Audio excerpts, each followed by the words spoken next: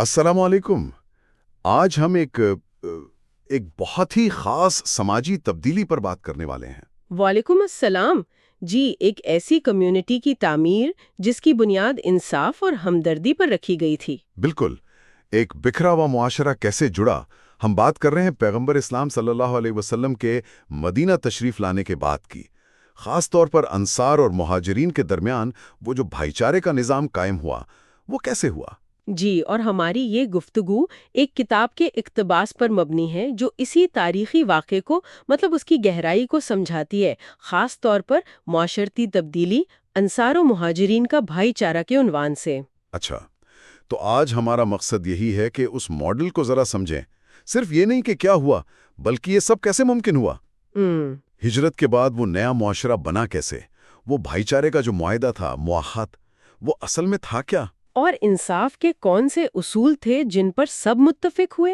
جی ہاں، تو آئیے اس پر تفصیل سے بات کرتے ہیں۔ سب سے پہلے تو یہ سمجھنا ضروری ہے میرے خیال میں کہ ہجرت صرف ایک جگہ سے دوسری جگہ جانا نہیں تھا۔ بالکل نہیں، یہ تو ظلم سے نجات حاصل کر کے آپ کہہ سکتی ہیں ایک مثالی معاشرہ بنانے کا موقع تھا، ایک کوشش تھی۔ اور اس معاشرے کی بنیاد آپ نے جیسے شروع میں کہا، قوانین سے پہلے دلوں کو جوڑنے پر رکھی گئی۔ جی، یہی بات اہم ہے، یہ تعلقات کی اہمیت کو واضح کرتا ہے۔ تو یہ بھائی چارہ، یہ مواخات، یہ قائم کیسے ہوا؟ کیا طریقہ کار تھا؟ دیکھیں، پیغمبر اسلام صلی اللہ علیہ وسلم نے بہت حکمت سے کام لیا۔ انہوں نے ہر مہاجر کو جو مکہ سے ہجرت کر کے آئے تھے، مدینہ کے ایک انصاری یعنی مقامی مددگار کے ساتھ باقاعدہ بھائی بنایا۔ اچھا، باقاعدہ بھائی بنایا؟ جی ہاں، اور یہاں دلچسپ بات یہ ہے کہ یہ صرف کوئی رسمی کاغذی کارروائی نہیں تھی، یہ ایک بہت گہری وابستگی تھی۔ گہری وابستگی سے کیا مراد ہے؟ عملی طور پر کیا ہوتا تھا؟ عملی طور پر اس میں مال و اسباب، گھر، کاروبار، ذمہ داریاں، ان سب کی حقیقی شراکت داری شامل تھی۔ یوں سمجھیں کہ انصار نے اپنے دروازے اور دل دونوں کھول دیے۔ واہ، اس کی کوئی خاص مثال جو ذہن میں آتی ہو؟ جی، وہ مشہور واقعہ ہے حضرت سعد بن ربیعہ رضی اللہ عنہ کا، جو انصاری تھے۔ ہاں، سنا ہے۔ ان کو جب حضرت عبد الرحمن بن عوف رضی اللہ عنہ کا بھائی بنایا گیا جو مہاجر تھے، تو حضرت سعد نے فوراً کیا پیشکش کی؟ انہوں نے اپنی آدھی جائیداد دینے کی پیشکش کی تھی، ہے نا؟ بالکل، آدھی جائیداد۔ کہا کہ میرا مال، اسباب، گھر، باغات، سب میں سے آدھا آپ کا۔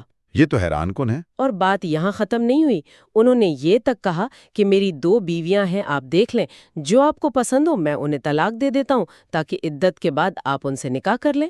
سبحان اللہ، آج کے دور میں تو اس کا تصور بھی نہیں کیا جا سکتا۔ یہ واقعی غیر معمولی اثار تھا۔ بہت غیر معمولی۔ اس سے قیادت کا بھی سبق ملتا ہے اور عام لوگوں کے جذبے کا بھی۔ کیا سبق ملتا ہے؟ ولی اقدام کرنا پڑتا ہے۔ اور حضرت عبد الرحمن بن عوف کا جواب بھی تو کمال کا تھا۔ جی بالکل، انہوں نے شکریہ ادا کیا اور کہا کہ اللہ آپ کے مال اور اہل و عیال میں برکت دے، مجھے بس بازار کا راستہ بتا دے۔ اس سے مہاجرین کی خودداری بھی ظاہر ہوتی ہے۔ یقیناً، وہ محنت کر کے اپنا مقام بنانا چاہتے تھے، لیکن انصار کی پیشکش نے وہ ماحول ضرور بنایا جہاں وہ خود کو اجنبی یا بوجھ نہ سمجھے۔ تو مواخات نے صرف معاشی مسئلہ حل نہیں کیا؟ نہیں، بالکل نہیں۔ اس نے تو نفسیاتی اور سماجی طور پر مہاجرین کو فوراً معاشرے کا آپ کہہ لیں ایک لازمی حصہ بنا دیا۔ اجنبیت ختم ہو گئی۔ ایک مضبوط سماجی بنیاد فراہم کی۔ جی، ایک ایسی فضا بنی جہاں لوگ ذاتی فائدے سے پہلے اجتماعی بھلائی کا سوچتے تھے۔ اچھا، تو یہ تو تعلقات کی بات ہو گئی، دلوں کو جوڑنے کی۔ لیکن معاشرے کو چلانے کے لیے کچھ اصول، کچھ قوانین بھی تو چاہیے۔ یقیناً، صرف جذباتی تعلق کافی نہیں ہوتا، خاص طور پر جب مختلف پس منظر کے لوگ ایک ساتھ رہ رہے ہوں۔ تو یہاں پھر وہ میثاق مدینہ کا ذکر آتا ہے۔ وہ کیا تھا؟ میثاق مدینہ، جسے دستور مدینہ بھی کہتے ہیں، وہ اصل میں ایک سماجی معاہدہ تھا، ایک سوشل کانٹریکٹ۔ اچھا۔ جو نبی کریم صلی اللہ علیہ وسلم نے مدینہ پہنچنے کے بعد وہاں موجود تمام گروہوں کے ساتھ مل کر تیار کیا تھا۔ اس میں مہاجرین بھی تھے، انصار کے مختلف قبیلے بھی اور یہودی قبائل بھی شامل تھے۔ یعنی یہ صرف مسلمانوں کے درمیان نہیں تھا؟ نہیں، یہی تو اس کی خاص بات تھی۔ یہ ایک کثیر المذہبی اور کثیر النسلی ریاست کے بنیادی اصول طے کر رہا تھا۔ اس کے اہم نکات کیا تھے؟ کیا چیز اسے منفرد بناتی ہے؟ کئی چیزیں تھیں۔ ایک تو یہ کہ تمام دستخط کرنے والے گروہ ایک امت یعنی ایک سیاسی کمیونٹی مانے گئے۔ اگر باہر سے کوئی حملہ ہوتا تو سب مل کر دفاع کریں گے۔ اچھا، مشترکہ دفاع۔ جی۔ دوسرا، ہر گروہ کو مذہبی آزادی کی ضمانت دی گئی۔ یہودی اپنے مذہب پر عمل کرنے میں مکمل آزاد تھے۔ یہ بہت اہم نقطہ ہے۔ یہ وہ مقام ہے جہاں بات واقعی دلچسپ ہو جاتی ہے، قانون کی نظر میں سب برابر۔ جی بالکل۔ اگر کوئی جرم کرتا تو فیصلہ قبائلی اثر و رسوخ سے نہیں بلکہ متفقہ اصولوں سے ہوتا۔ انصاف کو مرکزی حیثیت دی گئی۔ کیا اس میں یہ بھی تھا کہ امیر غریب طاقتور کمزور سب کے لیے ایک ہی قانون ہوگا؟ بالکل، یہی روح تھی۔ میثاق میں یہ واضح تھا کہ کسی بھی جھگڑے یا اختلاف کی صورت میں حتمی فیصلہ اللہ اور اس کے رسول صلی اللہ علیہ وسلم کا ہوگا، یعنی ایک غیر جانبدار اتھارٹی۔ اس نے وہ جو پرانی قبائلی عصبیت تھی، بدلے کا رواج تھا، اس کو ختم کرنے کی کوشش کی۔ قرآن پاک میں بھی تو انصاف پر بہت زور ہے۔ بہت زیادہ۔ سورۃ النساء کی وہ آیت ہے نا، آیت 135، جس کا مفہوم ہے کہ انصاف پر مضبوطی سے قائم رہو، چاہے گواہی تمہارے اپنے خلاف یا والدین اور رشتہ داروں کے خلاف ہی کیوں نہ ہو۔ صحیح۔ اور یہ بھی کہ وہ امیر مو یا غریب، اللہ تم سے زیادہ ان کا خیر خواہ ہے۔ تو یہ اصول صرف مسلمانوں کے لیے نہیں تھا، ریاست کے تمام شہریوں پر لاگو ہوتا تھا۔ تو اگر ہم اسے وسیع تناظر میں دیکھیں، مواخات نے سماجی تعلق بنایا اور میثاق نے قانونی ڈھانچہ۔ بالکل درست کہا آپ نے۔ مواخات نے اندرونی ہم آہنگی پیدا کی، محبت اور ایثار کو فروغ دیا، اور میثاق نے ایک فریم ورک دیا، ایک آئینی بنیاد فراہم کی جس میں یہ تعلقات پنپ سکیں اور ریاست منظم طور پر چل سکے۔ اس نے واضح کیا کہ شہری حقوق مذہب یا قبیلے سے نہیں، ریاست سے معاہدے کی بنیاد پر ہیں۔ یعنی دونوں ایک دوسرے کو مکمل کر رہے تھے؟ جی ہاں، لازم و ملزوم تھے۔ ایک مضبوط معاشرے کے لیے جذباتی جڑت بھی ضروری ہے اور غیر جانبدار انصاف کے اصول بھی۔ یہ تو بہت واضح ہو گیا۔ اب ایک اور اہم پہلو ہے، وہ لوگ جو اس معاشرے میں پہلے سے کمزور سمجھے جاتے تھے، جیسے غریب، یتیم یا غلام، ان کا کیا بنا؟ یہ اس نئے معاشرے کی ایک اور بہت ہی روشن مثال ہے۔ دیکھیں، اسلام نے نظریاتی طور پر تو پہلے دن سے ہی نسلی اور طبقاتی فرق کو رد کر دیا تھا۔ وہ مشہور خطبہ ہے نا، کسی عربی کو اجمی پر، گورے کو کالے پر فضیلت نہیں سوائے تقوی کے۔ جی ہاں۔ مدینہ میں پیغمبر اسلام صلی اللہ علیہ وسلم نے اس نظریے کو عملی شکل دی۔ جو لوگ پہلے کمزور تھے، غلام تھے یا جن کا کوئی طاقتور قبیلہ نہیں تھا، انہیں نہ صرف برابری دی گئی بلکہ عزت اور مقام دیا گیا۔ عملی طور پر کیسے؟ مطلب صرف کہہ دینے سے تو فرق نہیں پڑتا؟ نہیں، عملی طور پر مثال کے طور پر حضرت بلال رضی اللہ عنہ کو دیکھیں، حبشی تھے، پہلے غلام تھے، مؤذن رسول بنے۔ جی، مؤذن رسول بننا کوئی معمولی بات نہیں تھی۔ دن میں 5 بار پوری کمیونٹی کو اللہ کی طرف بلانے والا شخص، یہ بہت بڑا اعزاز تھا۔ اور حضرت سلمان فارسی رضی اللہ عنہ، وہ ایران سے آئے تھے، کوئی عرب قبیلہ نہیں تھا، لیکن انہیں صحابہ میں وہ مقام ملا کہ جنگ خندق جیسے اہم موقع پر ان کے مشورے پر عمل کیا گیا، ان کی رائے کو اہمیت دی گئی۔ حضرت صہیب رومی رضی اللہ عنہ بھی تھے۔ جی بالکل۔ ان مثالوں سے پتہ چلتا ہے کہ یہ صرف علامتی نہیں تھا بلکہ حقیقی شمولیت تھی، ریئل انکلوژن۔ یعنی ان کی صلاحیتوں کو تسلیم کیا گیا اور انہیں ذمہ داریاں دی گئیں۔ بالکل، ان کے پس منظر کو نظر انداز کر کے ان کی انسانی حیثیت اور ان کی اہلیت کو دیکھا گیا۔ مواخات کے نظام نے بھی اس میں مدد کی۔ جب بھائی چارہ قائم ہوا تو وہ صرف عربوں میں نہیں تھا، ان افراد کو بھی اس میں شامل کیا گیا۔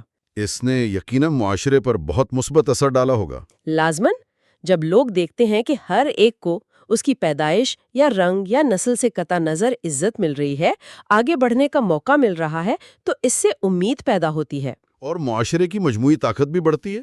یقیناً، جب آپ معاشرے کے ہر فرد کی صلاحیت سے فائدہ اٹھاتے ہیں تو وہ معاشرہ زیادہ مضبوط اور متحرک ہوتا ہے۔ یہ ان معاشروں کے برعکس ہے جو اپنے ہی لوگوں کے ایک حصے کو نظر انداز کر دیتے ہیں یا پیچھے رکھتے ہیں۔ یہ بات تو آج بھی اتنی ہی سچی ہے۔ بالکل، جو معاشرے اپنے کمزور طبقات کو شامل نہیں کرتے، انہیں ناانصافی دیتے، وہ اندر سے کمزور ہو جاتے ہیں، بکھر جاتے ہیں۔ مدینہ کی ابتدائی کامیابی کی ایک بڑی وجہ یہی شمولیت پسندی اور انصاف تھا۔ تو آج کی گفتگو کا اگر خلاصہ کریں تو ہم نے دیکھا کہ پیغمبر اسلام صلی اللہ علیہ وسلم نے مدینہ میں ایک بالکل نیا ماڈل پیش کیا۔ جی، ایک کثیر الجہتی حکمت عملی۔ پہلے مواخات کے ذریعے دلوں کو جوڑا، ایثار اور قربانی کی بنیاد پر ایک مضبوط سماجی تعلق قائم کیا۔ بالکل۔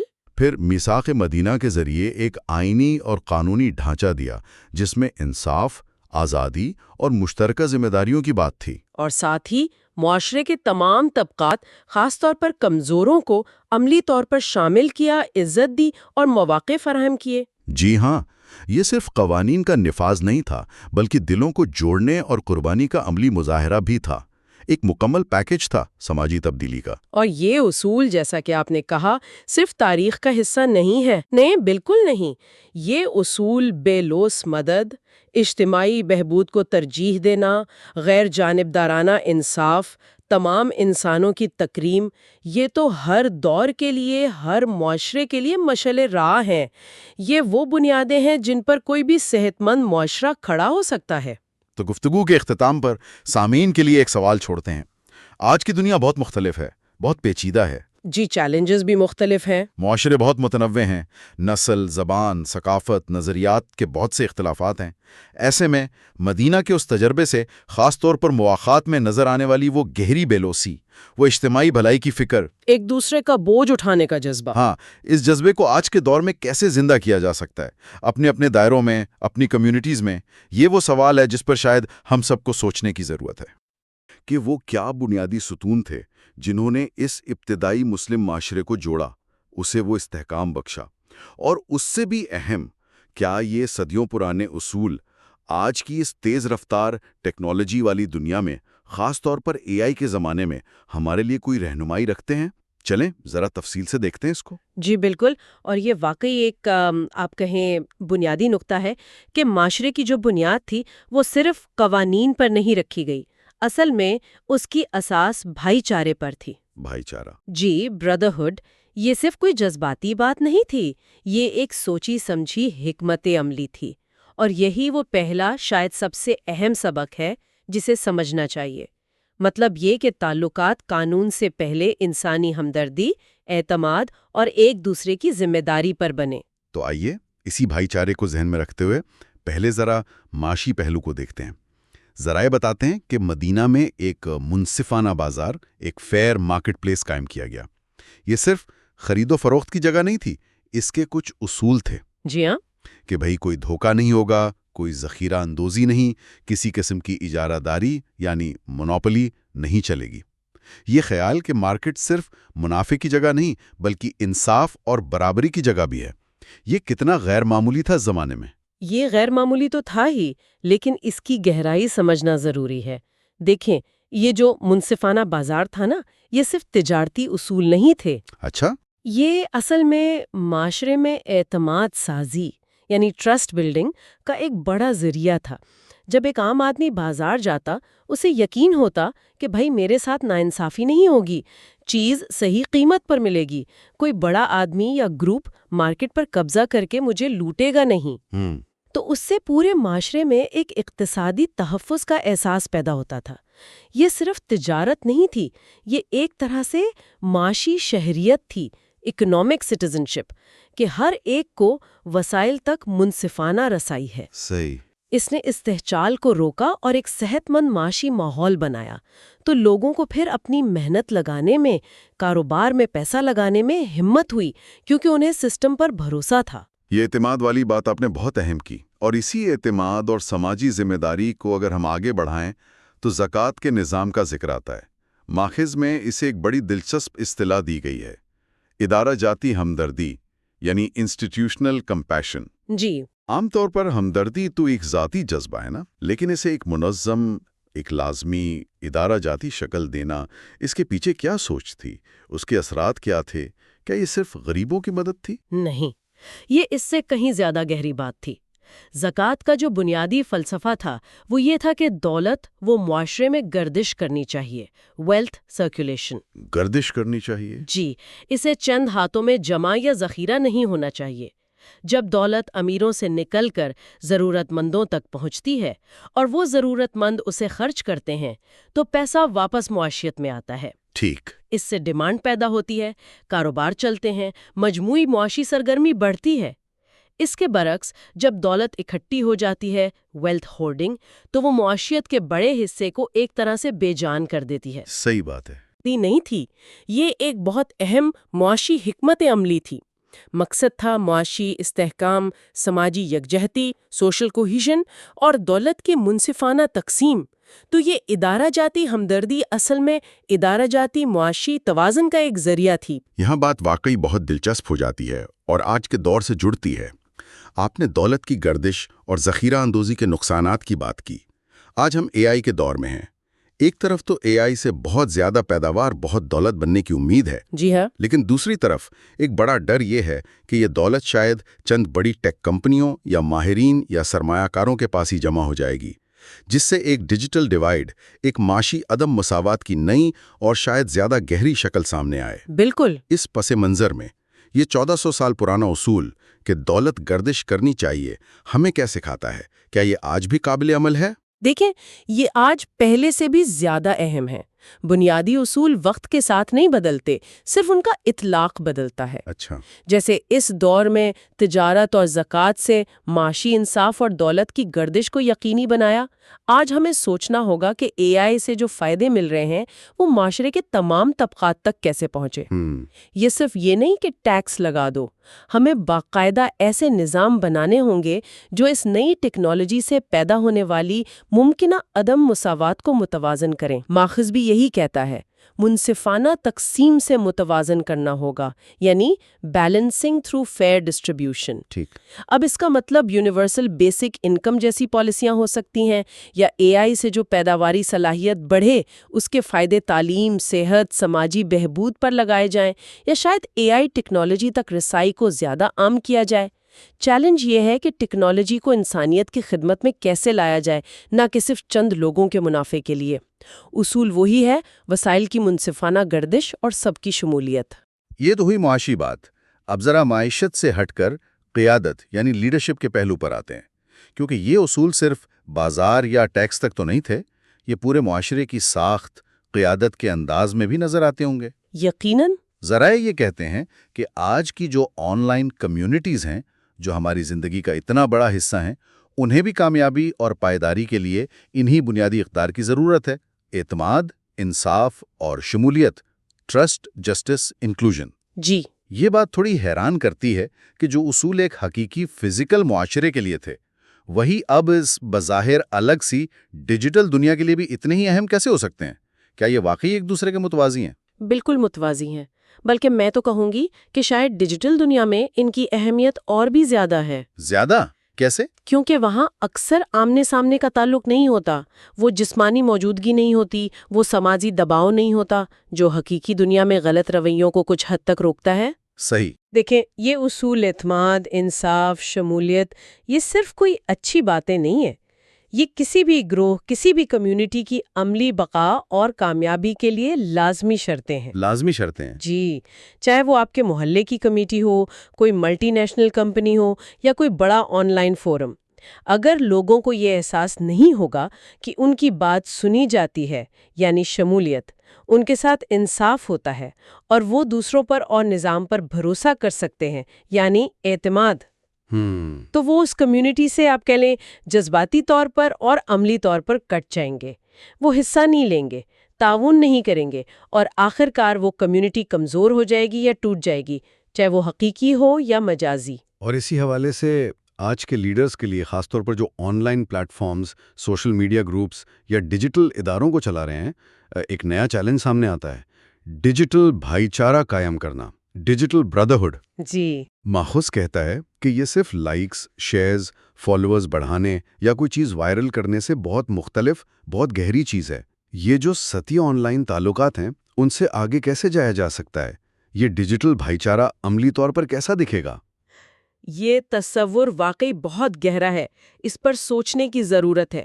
ڈیجیٹل بھائی چارہ کا مطلب ہے آن لائن جگہوں پر حقیقی انسانی تعلق، ہمدردی، احترام اور باہمی تعاون کو فروغ دینا۔ اچھا، یہ صرف معلومات کا تبادلہ یا بحث نہیں، بلکہ ایک ایسا ماحول بنانا جہاں لوگ محفوظ محسوس کریں، جہاں مختلف آراء کا احترام ہو جب تک وہ نفرت نہ پھیلا رہی ہوں، جہاں لوگ ایک دوسرے کی مدد کریں اور جہاں اختلافات کو اچھے طریقے سے حل کیا جائے۔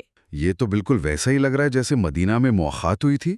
بالکل، جیسے مواخات کے ذریعے انصار اور مہاجرین میں ایک بے مثال بھائی چارہ قائم کیا گیا تھا۔ وہ صرف کوئی معاشی ڈیل نہیں تھی، وہ ایک گہرا جذباتی، سماجی، روحانی رشتہ تھا جس نے بالکل مختلف پس منظر کے لوگوں کو جوڑ دیا۔ ماخذ میں اسی کو سماجی تبدیلی کا نبوی نسخہ کہا گیا ہے۔ پہلے بھائی چارہ قائم کرو، پھر اس بھائی چارے کی بنیاد پر انصاف کو یقینی بناؤ، یعنی brotherhood plus justice equals social transformation. واہ! آن لائن دنیا میں اس کا مطلب ہے ایسے پلیٹ فارم اور کمیونٹیز بنانا جو صرف الگوریدم کی بنیاد پر غصہ یا تقسیم نہ پھیلائیں، بلکہ بامانی بات چیت اور تعاون کی حوصلہ افزائی کریں۔ یہ بہت بڑا چیلنج ہے، لیکن ناممکن نہیں۔ تو اگر ہم ان ساری باتوں کو جوڑیں، منصفانہ بازار، زکوٰۃ، قیادت کے اصول اور اب یہ ڈیجیٹل بھائی چارہ، تو ایک مرکزی خیال بار بار سامنے آ رہا ہے کہ رسول اللہ صلی اللہ علیہ وسلم نے معاشرے کی بنیاد صرف قوانین پر نہیں رکھی، بلکہ اس سے بڑھ کر ایک گہرے انسانی تعلق یعنی بھائی چارے پر رکھی۔ جی، ایسا لگتا ہے کہ قانون تو تھا، ضروری تھا، لیکن معاشرے کی جو اصل روح تھی، جو طاقت تھی، وہ اس بھائی چارے سے آتی تھی۔ کیا میں صحیح سمجھ رہا ہوں؟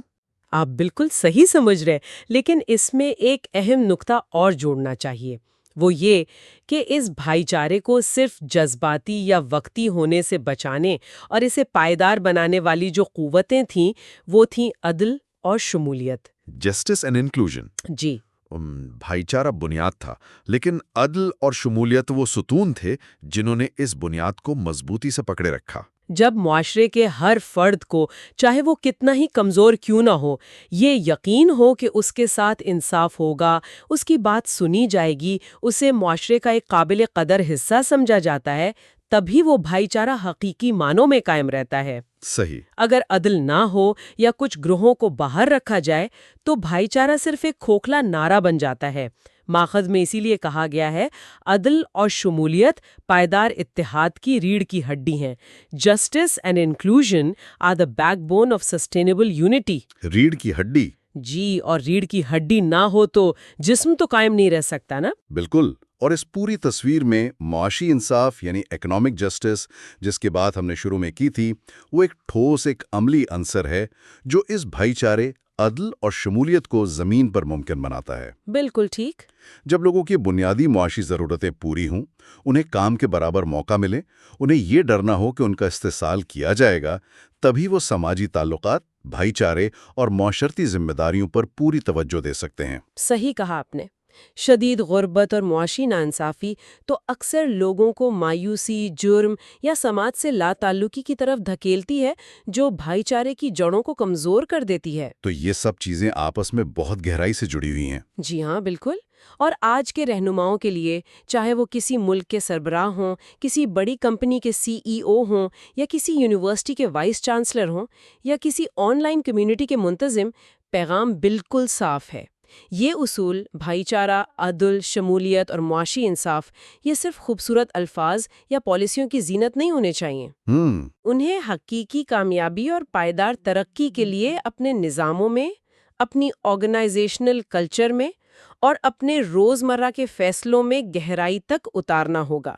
یہ صرف اخلاقی طور پر اچھا نہیں ہے، بلکہ لمبی مدت کی کامیابی، استحکام اور مطابقت یعنی ریلیونس کے لیے ضروری ہے، اسینشل، خاص طور پر AI کے اس دور میں جہاں پرانے سماجی اور معاشی ماڈل تیزی سے بدل رہے ہیں۔ تو آج کی اس گفتگو کا خلاصہ اگر میں کروں تو یہ ہے کہ بھائی چارہ، انصاف، سماجی بھی اور معاشی بھی، اور شمولیت، یہ وہ لازوال اور عالمگیر اصول ہیں جو کسی بھی انسانی گروہ یا معاشرے کی ہم آہنگی، ترقی اور پائیداری کے لیے بنیاد ہیں۔ بالکل۔ یہ صرف 1400 سال پہلے کے عرب معاشرے کے لیے خاص نہیں تھے، بلکہ آج کے اس پیچیدہ، گلوبل اور تیزی سے ڈیجیٹل ہوتے ہوئے دور کے چیلنجز کا مقابلہ کرنے کے لیے بھی اتنے ہی بلکہ شاید اس سے بھی زیادہ اہم اور ضروری ہیں، چاہے حقیقی دنیا کی کمیونٹیز ہوں یا آن لائن جگہیں۔ یہ اصول کامیابی کی کنجی ہیں۔ اور آخر میں ایک سوال جو شاید ہمارے سننے والوں کو سوچنے پر مجبور کرے اور جو ماخذ کے عملی نکات سے بھی جڑتا ہے۔ آج کے اس دور میں جہاں ٹیکنالوجی ہمیں جوڑنے کے ساتھ ساتھ توڑ بھی سکتی ہے، چاہے وہ ہماری حقیقی کمیونٹیز ہوں یا آن لائن حلقے، ان لوگوں کو جو اکثر حاشیے پر ہوتے ہیں، جن کی آوازیں نہیں سنی جاتی یا جنہیں نئے نظاموں سے باہر رہ جانے کا خطرہ ہے، فعال طور پر شامل کرنے کا عمل، ایکٹیو انکلوژن، حقیقی معنوں میں کیسا نظر آنا چاہیے؟ بہت اہم سوال ہے۔ ہم کس طرح خاص طور پر اپنی ڈیجیٹل بات چیت اور پلیٹ فارمز پر ایسی جگہیں بنا سکتے ہیں جو صرف معلومات کے تبادلے تک نہ رہیں بلکہ حقیقی ہمدردی، انصاف اور باہمی احترام پر مبنی ہوں، جہاں ہر فرد خود کو نہ صرف محفوظ اور محترم محسوس کرے بلکہ ایک فعال اور قابل قدر شریک سمجھے۔ یہ صرف ایک تھیوری کا سوال نہیں، یہ ایک عملی چیلنج ہے جس کا جواب تلاش کرنا اور اس پر عمل کرنا شاید ہم سب کی اجتماعی ذمہ داری ہے۔